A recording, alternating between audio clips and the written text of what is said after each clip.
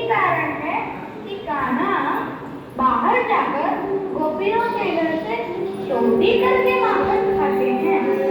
मैया का हृदय बात से भर जाता है और मैया स्वयं माखन बनाने का तैयार करती है। मैया यशोदा प्रातः माखन भिगोती है और श्री कृष्ण यशोदा मैया के कंगन की शन आवाज सुनकर उठ जाते हैं और मैया के पास आते हैं।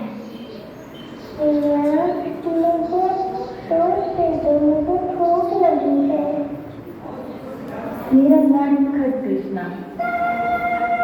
मैया यशोदा कान्हा को प्यार से बोलने लगती है और कान्हा का सुंदर मुखड़ा निहारने लगती है। थोड़ी ही देर बाद उनकी नजर दूध पर जाती है जो कि उबल कर बाहर आ रहा है और मैया कृष्ण को नीचे जमीन पर बिठाकर मेरी गाय का दूध बचाने के लिए भागती है। मैया को तो मुझसे ज्यादा दूध पीना है। कान्हा मटकी के निचले हिस्से में पत्थर मारकर तोड़ देते हैं और वहाँ माखन और दही जमीन पर फैल जाता है। तो कन्हैया डर जाते हैं और दूसरी दही के ऊपर चढ़कर भागने लगते हैं और उन नंगे पैरों के निशान बन जाते हैं। अरे ये किसने किया? ये पक्का कान्हा की शरारत है। तब कान्हा दूसरे कमरे में भाग जाते हैं। वहाँ वे एक ऊपर पर चढ़कर ऊपर टंगी माखन की मटकी तोड़ देते हैं। मटकी नीचे गिरती है और माखन बिखर जाता है। कान्हा खुशी से माखन खाते हैं और साथ ही नंदनों को भी खिलाते हैं। यशोदा मैया कान्हा का पीछा करती हुई कमरे में पहुंचती हैं। भागते भागते वे थक जाती हैं।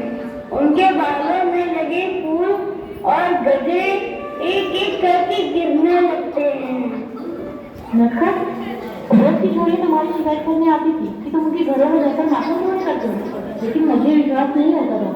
परंतु आज तो मैंने तुम्हें अपने ही घर में माखन चोरी करते हुए रंगे हाथ पकड़ा है। आज तो मैं तुम्हें सबक सिखाऊंगी। जो उखड़ तुम्हें माखन चोरी करने में कर देगा, उसी उखड़ से मैं तुम्हें आज बांध दूंगी।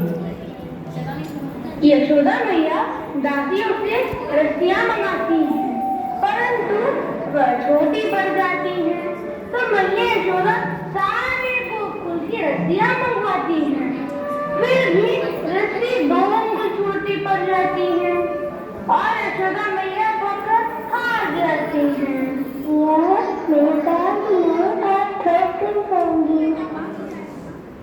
अब यही मंदिर रहो, मैं अपना काम करके आती हूँ।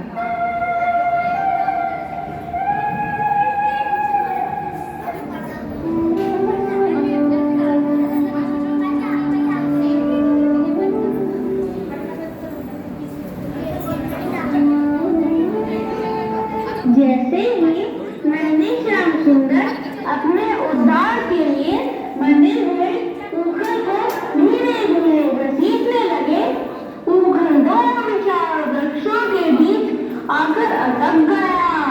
कान्हा ने अपनी छोटी सी कोमल भुजाओं से उसे पूरी शक्ति से खींचा और देखते ही देखते दोनों वृक्ष प्रचंड ध्वनि के साथ धरती पर गिर पड़े।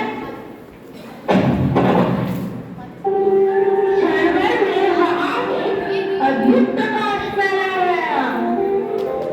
उन वृक्षों के अंदर से दो दिव्य पुरुष प्रकट हुए जो किसी समय कुबेर के पुत्र कुबेर और मणि के थे, किंतु अहंकार वश नारद मुनि के शाप से वो वृक्ष बन गए थे।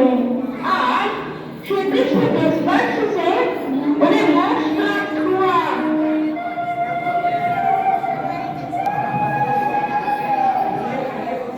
हे प्रभु, आपकी कृपा से हम अपने शाप देते हैं। हम संकट को लेकर सबसे वृक्ष बने थे, लेकिन आज आपके फर्ज से हमारा उद्धार हो गया।